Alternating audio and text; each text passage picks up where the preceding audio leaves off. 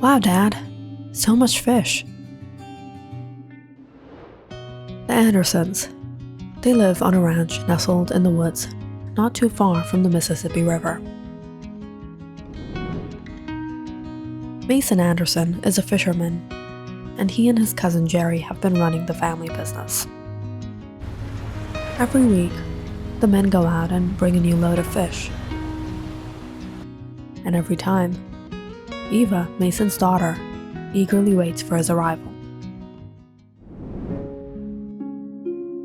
As her father and uncle got busy,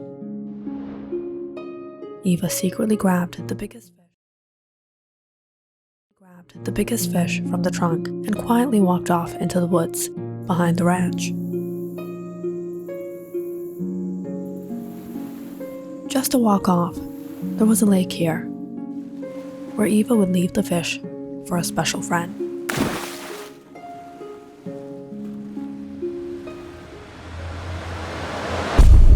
There you are! Dad, you scared me! So you have been stealing my fish. Every time I keep wondering who stole my best catch. And here you are. What are you trying to do? Farm your own fish in this lake? No, Dad.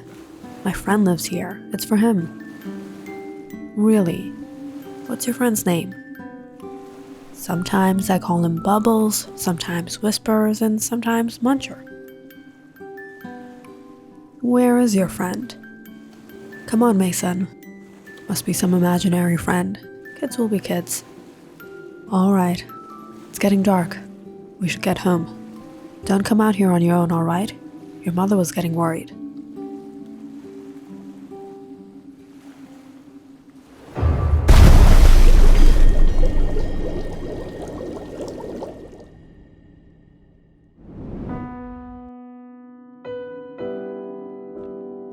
Emma put down the phone as her eyes teared up. Uncle Jerry just called. Her father is no more.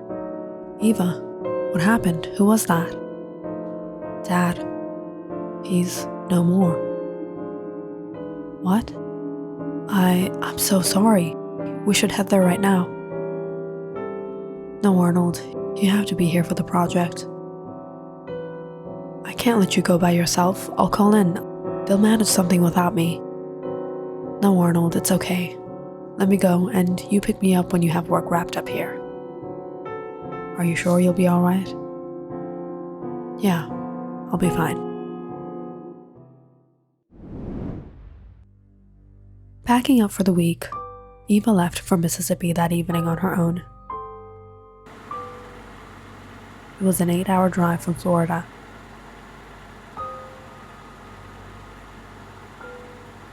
And Eva reached the ranch at around midnight. Her uncle sat out on the porch waiting for her.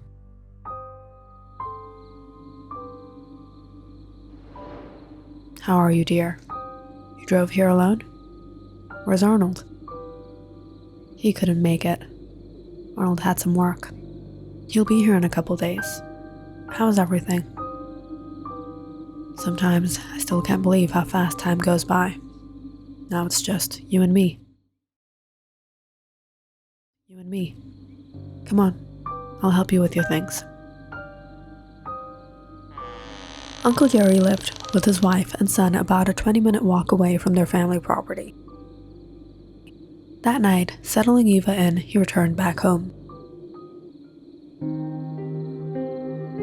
And Eva was all alone in the old family house, filled with memories. Sitting by the window in her room, she dozed off that night, staring at the family picture of her mom and dad. I miss you two so much.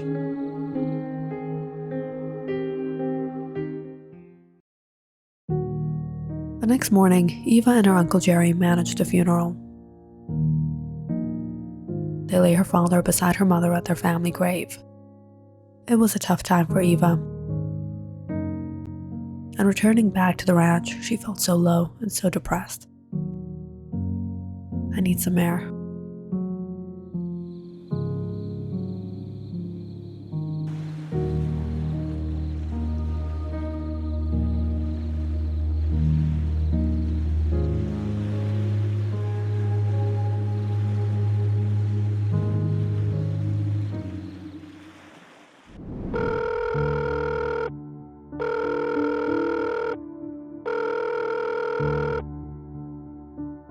Why isn't she picking up? Is she having a problem with the network? The next day, Arnold called Eva to check up on her, but she didn't pick up or even text back. When the evening rolled by, Arnold called up her uncle. "Hello? Uncle Jerry, I've been trying to reach Eva all day, but she's not picking up. You know the network here isn't too good, and because of the clouds and rain, the landline has been giving issues too. Even I've been having trouble with it. I haven't seen her since the funeral this morning. I was thinking of visiting her tonight. I'll let her know that you've been trying to reach her."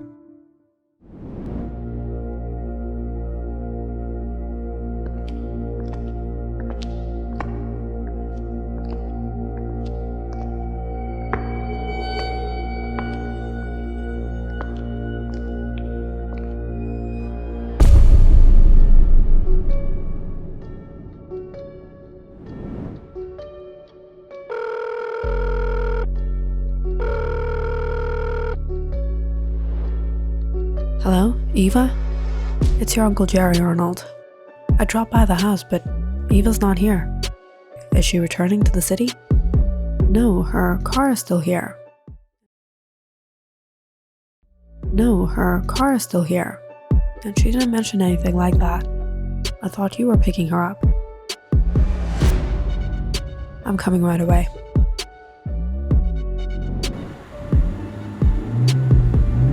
Arnold wrapped up on things at work and immediately headed for Mississippi. But when he got there, Eva still hadn't returned. Without wasting any more time, Arnold and Uncle Gerald contacted the police. They searched the entire town.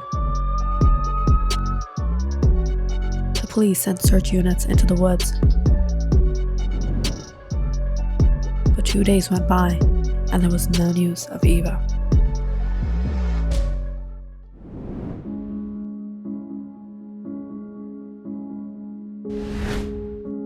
"I checked the whole area. Couldn't find anything." "Where are you, Eva?" "Don't worry. I'm sure she's fine.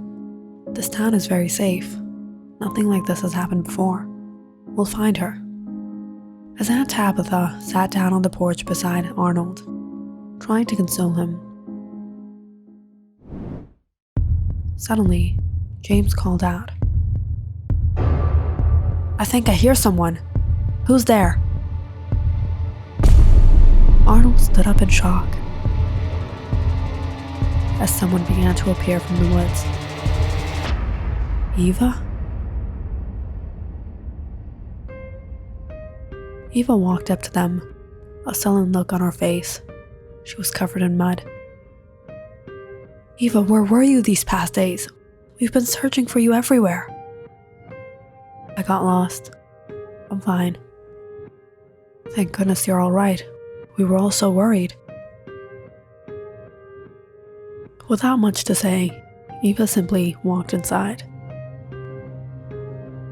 "Doesn't Eva seem a little different? Is she all right? She was probably lost in the forest for 3 days. Who knows what happened with her, what she went through. She needs rest. Don't burden her with anything, Jerry. You can talk to her later, Arnold." Uncle Jerry and the family finally went back home, and Arnold hurried inside after Eva. She cleaned up, changed her clothes, and went straight to bed.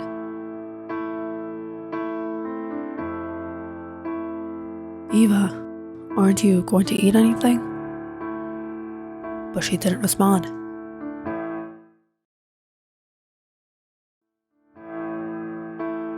Maybe she's tired. Arnold turned off the lights and let her be. But later that night, when he came into bed himself, he found her awake. Getting out of bed, Eva walked to the balcony and just stood there, staring out into the woods. "Eva, is everything all right?" But she was silent. Arnold urged her to speak. What is going on? Talk to me. I'm fine. Arnold lay in bed the entire night just watching her. She didn't sleep a bit. And eventually, Arnold dozed off himself near the morning. When he woke up, Eva wasn't beside him. He hurried out to find her, but she wasn't in the house. Noticing a glance of her outside, Arnold walked out on the porch to see Eva walking far out by the woods in the rain. Uncle Jerry had walked all the way here. How's Eva? Did she tell you anything? Did she say anything? Did she say where she was all these days? No, nothing yet. She's just been walking in the rain. She's always liked the rain. Your aunt sent apple pie for Eva. It was her favorite growing up. Uncle Jerry called out to her, Eva, come over.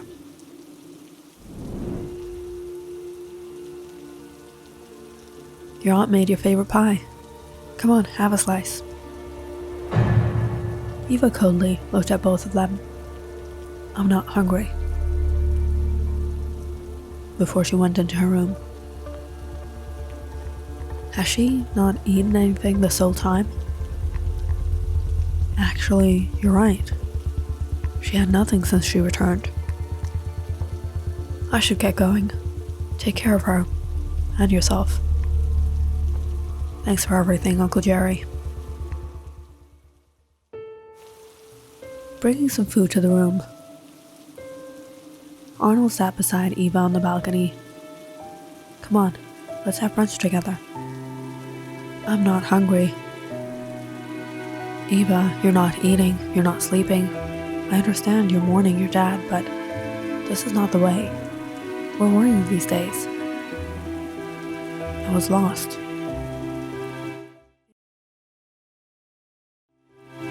Maybe it's better we go back home. I want to be here for a few more days. Eva, they've been calling me from work. I have to get back by tomorrow. I'll try to be back in 2 days and then we can go home together, alright?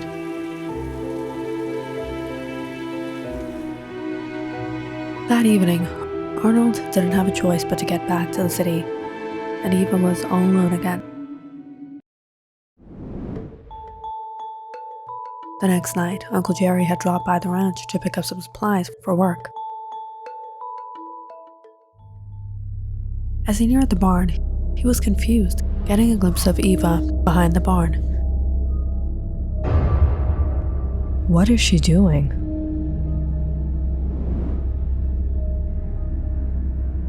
Uncle Jerry followed her,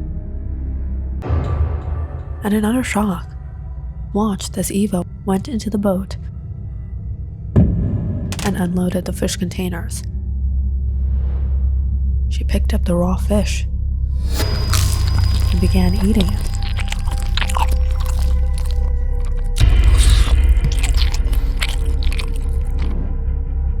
As Eva walked into the woods,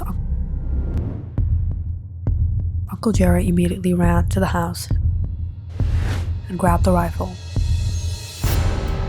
and stormed out after her. Reaching the lakeside, Uncle Jerry had her at gunpoint. Stop. Eva turned, staring at him, unbothered. Don't step a foot near me. I know you're not Eva. You can't be Eva. Who are you? What are you? You can call me Bubbles, or Whispers, or Muncher. Sometimes I call him Bubbles, sometimes Whispers, and sometimes Muncher. Almost 20 years ago, Mason Anderson and his family were running their fishing business. and living a happy life here in Mississippi. Jerry, however, had a very different life. He was living the life of a crook, involved in all the wrong business, and eventually got arrested. After serving time, when he got out, Jerry was in desperate need of money and reached out to Mason, a distant cousin of his. Out of pity, Mason offered him a piece of land from his property and let him work with him and leave his past life behind. And for the most part, Jerry was loyal to him, at least as long as he lived.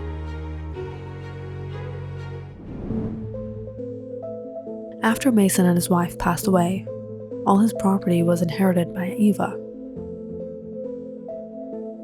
including Jerry's portion. And when Eva returned and sat down with the family lawyer, she realized Jerry had been playing a dirty game with her father all along. "You sold part of the property without telling Dad? What did you do with the money?" "Your father gave me that property." "No, he didn't. He let you live there so you don't have to be out on the streets, and you took advantage of him." "Eva, you're taking this all in the wrong sense. You never changed. You're still that crook that you were. You will pay everything back." Eva was infuriated when she found out the truth. She demanded Jerry to pay up. And though Jerry agreed in front of the lawyer, he had different plans in mind.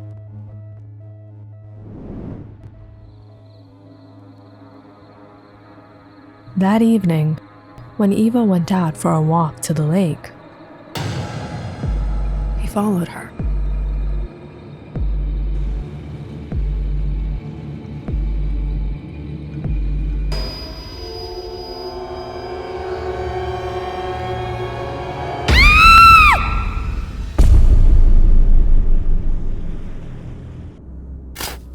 It was him who took her life and buried her. Eva might not have had her father or her mother to back her anymore. But what Jerry didn't realize was that there was someone or something looking after her.